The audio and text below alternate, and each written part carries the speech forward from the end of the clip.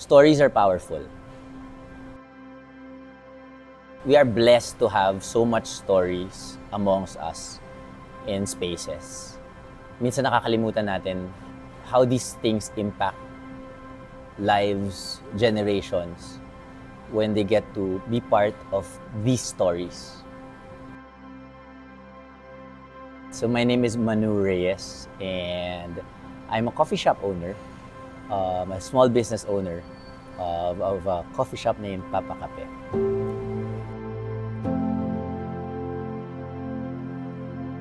They showed me the space, and they asked if I was going to be interested to bid for a coffee shop, if it's a great idea to have a coffee shop in a place like this. And it gave me like a dream. Para siyang ganon. Para nagkaroon ka ng spark na parang, there's something charming about it. So yeah, I just fell in love with the Aljibe de la Fuerzas.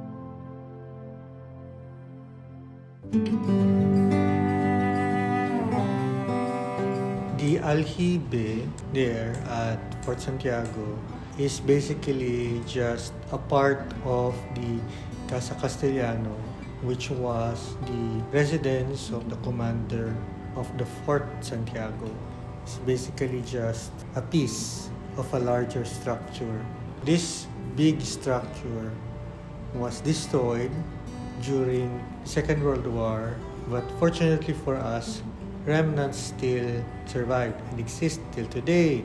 We have the Aljibe, and also part of the historic building, strategically located in the middle of a very important site. Well, in the past, it's very important as a building for utility. As architects, you should be aware that utilities are extremely important in a building. It might look like unsightly, or it might look insignificant for someone who is not technical about it, but utilities are very important. So in this case, the Aljibe played a vital role in ensuring the sustainability of the building during the colonial era, because it was the water cistern. So it was very utilitarian. So right now, it is still significant because it is a survivor, it is a remnant of what was there in Fort Santiago. This space was never meant for a coffee shop, no? So, utility-wise, ipunan lang siya ng tubig nung araw eh. So, it did not have enough kuryente. Plumbing is an issue, because it's not designed for that. So, we had to, that was one of the first few challenges, was to really equip the space so that it could be useful for how I needed to be used as a coffee shop now. I think one of the bigger challenges is to keep yourselves respectful of the property. Na parang, hindi ko lang isasaksak dyan yung kailangan ko.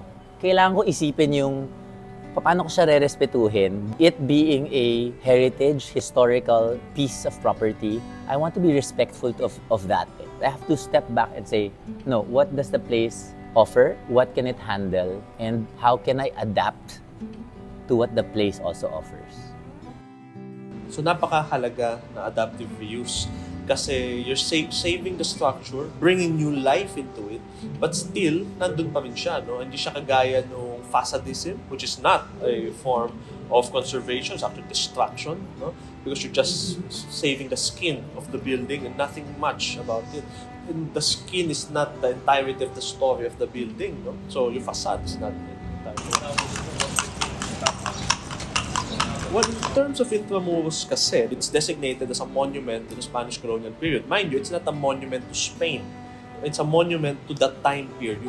The architects, the artists of those times were mixtures of Filipinos, foreigners alike. No?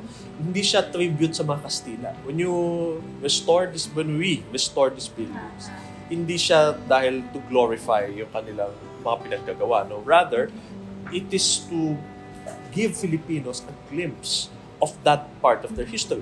To build a structure that does not reflect, for example, any identity ng City of Manila is a crime to the City of Manila. Kasi mayroong rich architectural heritage ng City of Manila na nag-develop within 400 years as a center of power and economic progress in the city na kailangan mag-reflect din doon sa modern, not just generic boxes. Parang worry lagi ng tourism sector natin is yung mga tao na, itong mga visitors natin, foreigners na, they go to the beaches, they go to the nature trails, but they know very little about the history of the Filipino people. Oo, alam nila yung adobo, yung mga ganyan-ganyan, mga balut-balut. Kasi minsan na-encounter nila yun sa mga provinces. But yung depth ng experience, yung pinagdaanan natin bilang bansa, you only get to encounter that sa Manila, for example, sa mga city centers. And we're not saving yung mga heritage structures into demolishing them in place of generic malls, generic land, cityscapes na walang character, devoid of the identity of the Filipino people. Mas madami yung options, di ba? I could go to the malls, I could look for a building that's on the roadside, busy street. And that's a common question people ask me, parang talaga, maglalagay ka ng coffee shop doon sa dulo ng Fort Santiago na walang may alam kung nasaan yan, mahirap puntahan. Ang dami nga tao, hindi na nila alam anong matatagpuan sa loob ng Fort Santiago. So parang it's so foreign to them, this concept. Yes, they're gonna drink coffee, which is very common. But when they come to a place like this, they get to revisit Fort Santiago. Madami dito, they have never seen Fort Santiago for decades. Pero dahil coffee is something that's part of their lives now, they can revisit the space and the space becomes part of their lives once more. Makikita mo pwede kang pumunta sa Fort Santiago several times in a year because you can have coffee with friends or with family. So giving people that thing to offer is really satisfying. I personally find so much satisfaction in seeing what happens to people when they find themselves in new spaces. And I find that inviting people to a coffee shop like this offers an emotion where they find themselves wandering again. I mean, you don't get that emotion when you go to a mall. Kasi alam mo na yung mall, di ba? But when you come to a space like this, unusual, not the ordinary, it gives you a sense of wonder. And so the experience of coming to a coffee shop like mine becomes extra special. In Aljibe de la Fuerza, may history, may 300 plus year story yung space eh. Mas ma-appreciate mo siya kapag tatanggapin mo na ganun yung narrative ng lugar at makikita mo yung sarili mong nag-a-add into the narration of the space. There's something else that's unique with your coffee experience when you find yourself having coffee in a space that's been used and that is now being reused. We see ourselves allowing people to have more than just a cup of coffee, but they get to enrich their lives with the space. You have also become now a bearer of a story. I'm not just a businessman with a coffee shop anymore. We can keep telling these stories to our customers, young and old, so that our culture, our heritage lives on, moves forward, so that we can keep on telling the Filipino story to more people.